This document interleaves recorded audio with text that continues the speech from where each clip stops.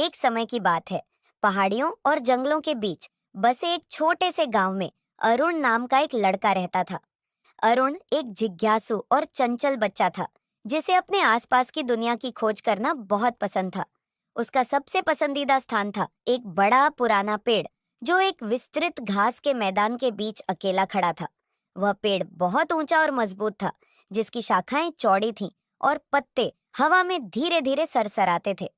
अरुण के लिए वह पेड़ उसका सबसे अच्छा दोस्त था। हर दिन अपने काम खत्म करने के बाद अरुण दौड़कर मैदान में जाता और पेड़ की छांव में खेलता। वह उसकी शाखाओं पर चढ़ता, उसके फलों को तोड़ता और बारिश होने पर उसकी छाया में शरण लेता। पेड़ उसे बिना कुछ मांगे सब कुछ देता था और अरुण बहुत खुश रहता था। जैसे जैसे अरुण बड़ा हुआ, उसकी रुचियां बदलने लगीं। अब उसे नए कपड़े, खिलौने और पैसे की जरूरत महसूस होने लगी। एक दिन अरुण उदास मन से पेड़ के पास आया। पेड़ ने उसकी उदासी को महसूस कर पूछा, तुम इतने उदास क्यों हो मेरे दोस्त? मैं नए खिलौने खरीदना चाहता हूँ, लेकिन मेरे पास पैसे नहीं हैं। अरुण ने उत्तर दिया।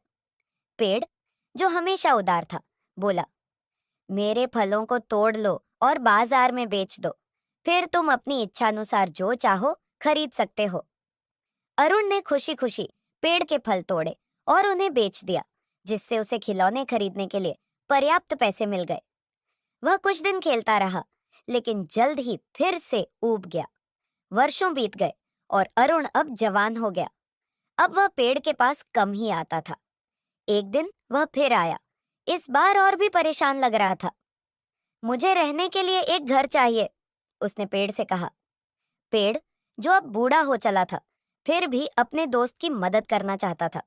उसने कहा, मेरी शाखाओं को काट लो और उनसे अपना घर बना लो।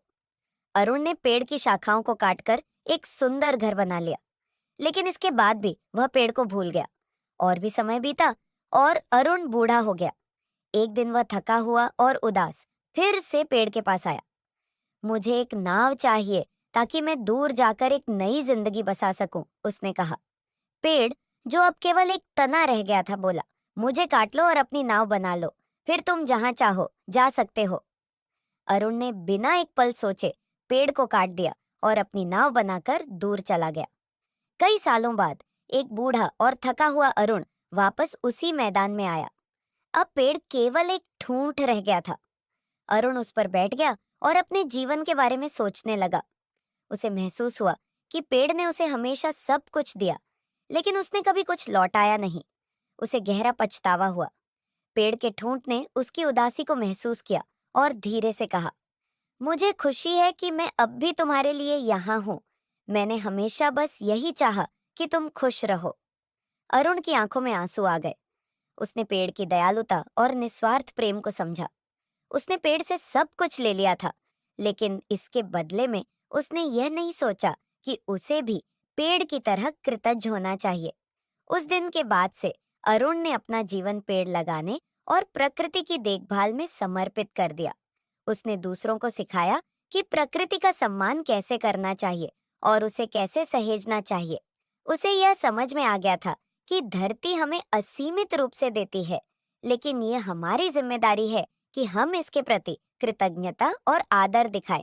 कहानी से शिक्षा, प्रकृति हमें अनगिनत तरीकों से देती है, लेकिन हमें उसे हल्के में नहीं लेना चाहिए। प्राकृतिक दुनिया के प्रति कृतज्ञता और सम्मान दिखाना हमारे लिए जरूरी है, ताकि हम उसके साथ सामंजस्य में जी सकें।